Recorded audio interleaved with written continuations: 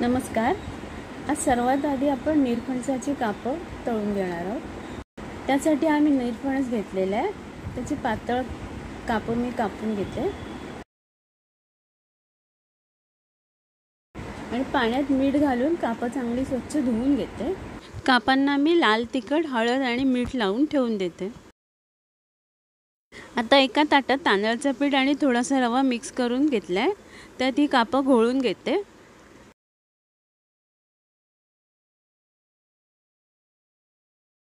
आणि एका पॅनमध्ये तेल घेऊन दोन्ही साइडनी निरफणसाची कापं छान क्रिस्पी होईपर्यंत भाजून घेते.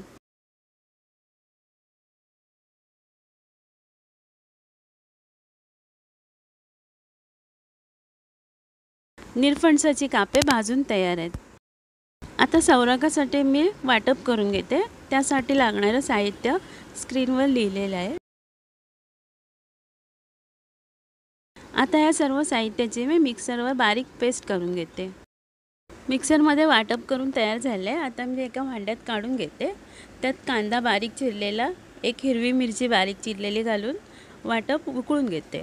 वाटप उकळल्यानंतर आता मी त्यात थोडंसं मीठ घालते.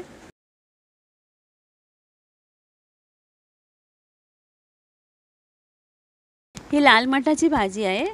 ती मी तोडून स्वच्छ धुवून बारीक चिरून घेते.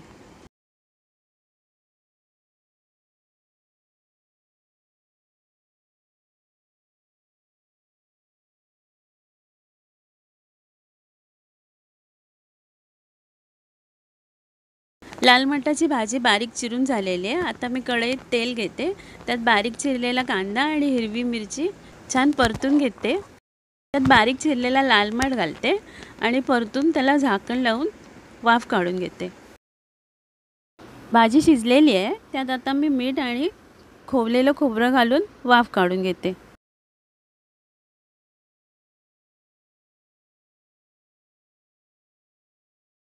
लाल मटाची भाजी तयार आहे. आता मी सर्व करते.